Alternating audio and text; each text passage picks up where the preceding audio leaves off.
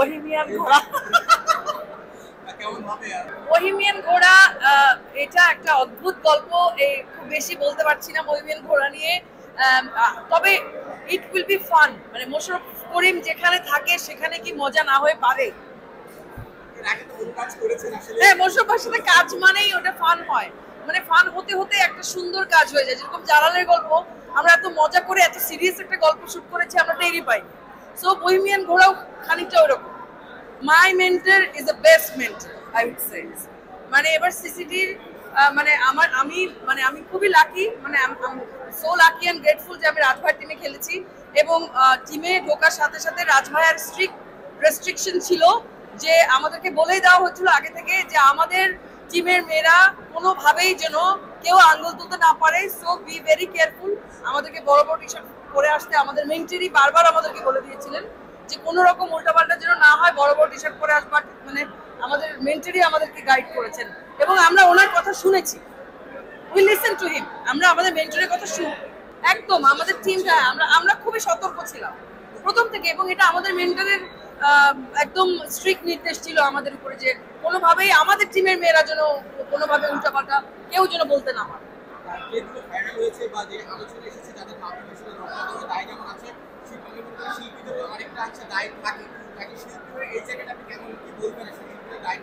Of course আমি মনে করি শিল্পীর ব্যক্তি স্বাধীনতা বিষয়টা আলাদা, কিন্তু আপনি যখন একটা শিল্পী তখন আপনার কিছু দায়িত্ববোধ সমাজ বা দেশের প্রতি আপনার আছে।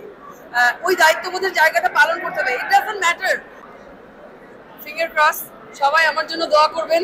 9 মানুষের জন্য যদি আমি আজকে আসলে award pi, it will be the happiest day of my life.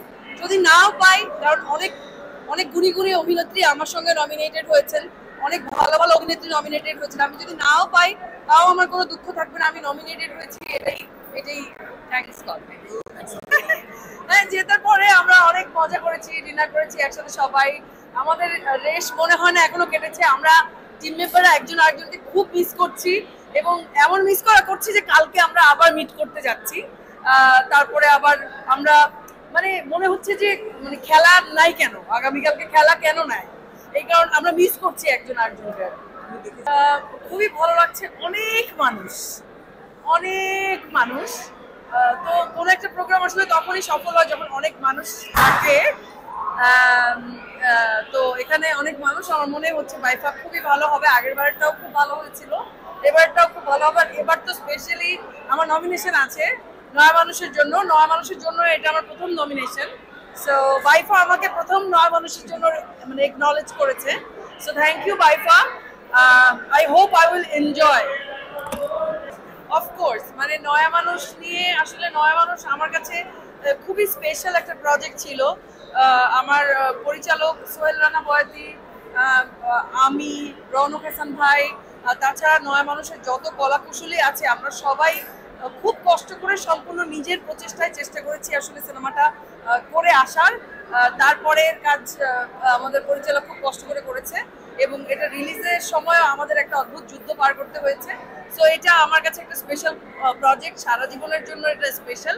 এবং 9 মানুষের জন্য প্রথমবারের মতো বাইফা যেহেতু আমাকে নমিনেট করেছে, এই কারণে আসলে মানে আমার আরো বেশি ভালো লাগছে। বহিমিয়ান ঘোড়া কেমন হবে।